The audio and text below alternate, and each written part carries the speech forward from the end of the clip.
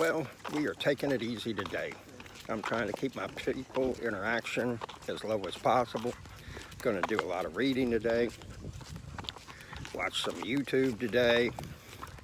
Right now, I got dog number 1 and dog number 2, and we're going to go for a walk. This is kind of my view. We're going to go down to the water, take a nice Sunday walk, because easy like a Sunday morning. See, we have this walk along the water in the neighborhood. Got the Big Bad Tyson and then the Sweetville Blue. A lot of times it's a day that we need to take, or I need to take, a mental health kind of check out without checking out, so to speak. And went and played cards tonight. That was a lot of fun, and did well, played well. And I'm trying to find somebody in the Pensacola area on my side of town that's a chess player, and maybe once a week, twice a week, to play chess with them. That's always a good break that takes me away from everything, and because I have to concentrate totally on just what's going on in front of me. So we're going to be going to the grocery store soon. We're going to get us some chips and salsa, and there's the baby right there. And they like these long walks. So I'm in my favorite chair, got my reading light on, got a stack of books right there. We're gonna take it easy.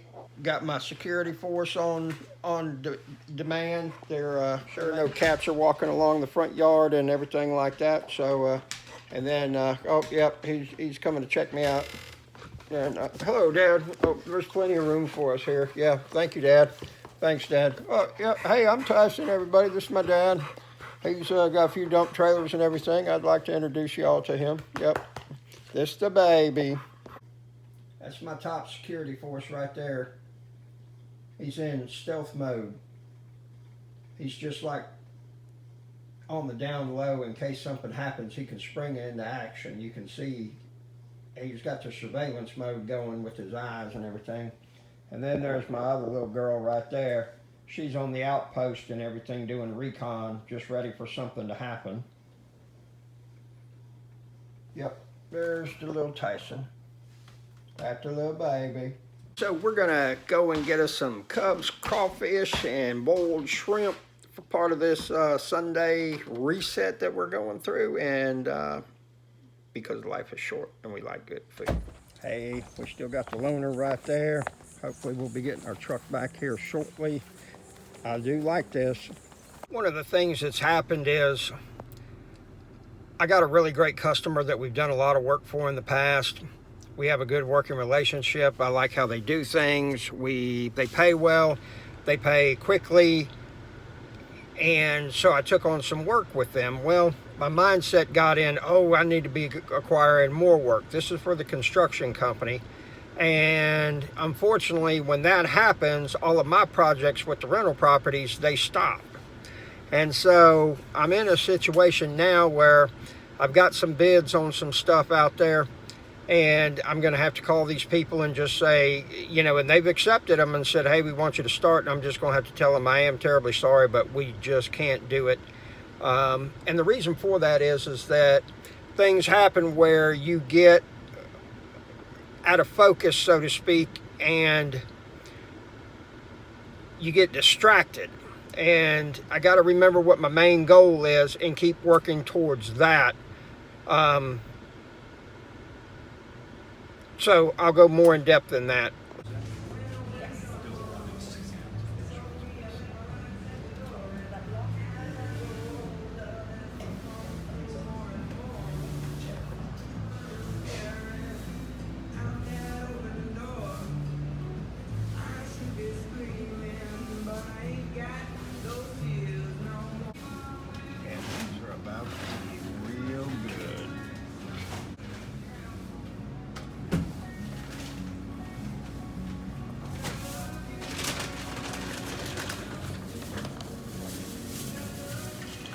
See, take it.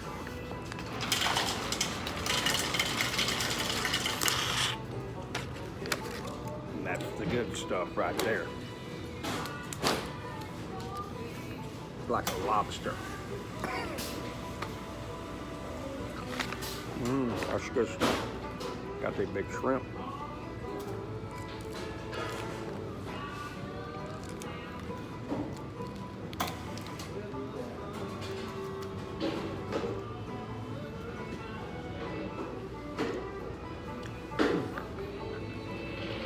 Got some sausage in there. Whew.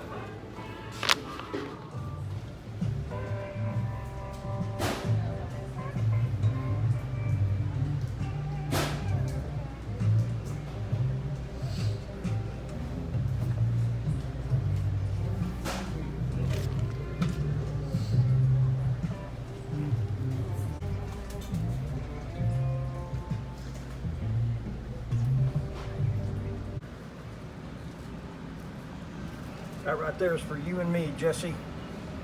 We're at the grocery store right now. We're going to pick up some milk. We're going to get some ice cream, some chips and salsa, all that kind of stuff. On Reset Sunday. Take a break. Yep, because you know milk does the body good. Man, there's so many choices. What should we get? I like these mission strips. They're good for dipping. We're going to get 2 bags so we don't run out. We got a hurricane coming. Stocked up on your supplies and everything like that, so we're going to get the important stuff. Boom, there you have it. A little bit of salsa. Oh yeah, it's the best aisle right here in the whole store. Ooh, that's some good stuff right there. Look at there, look at there. Man, that Snickers, oh my God. First they got Butterfingers. That's what we need, Butterfinger. I think that's us right there. Boom, there you have it. Oh, and look at everybody here. This place is packed. We got this great ice cream right here. Got some milk, got some chips. Got 3 things of salsa that we're going to try. Reset Sunday has been very much needed, for sure. We're about to have a great cup of coffee. And we're about to try some chips and salsa, for sure. The chips and salsa, that's pretty good, not bad.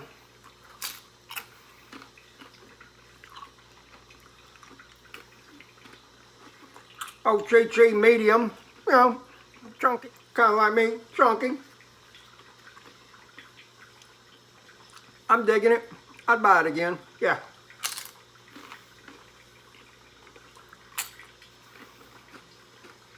We'll try another one. All right, we're waiting on the coffee to brew right now. And so the book that I'm currently reading is this. Totally fascinating in the sense that it goes into looking at a lot of the CEOs that are, you know, world famous, like Lee Iacocca, Jack Welch, on the way that these guys run business and how they do things and where their mindset is. And there's a huge correlation between people that are like, well, we really need for this to happen and that's got to happen, and they call it a fixed mindset and then a flexible mindset. And so often a lot of these guys are like, it can only happen one way, my way, that's it, or the highway, goodbye. And it's really fascinating, you know, because I hear a lot of people, it's like a bad word about coach or mentor or courses or reading books at times. And here's the thing. Unless you really get an epiphany or a gift from God, poof, and you get this information into your head, you've got to get it from somewhere, okay?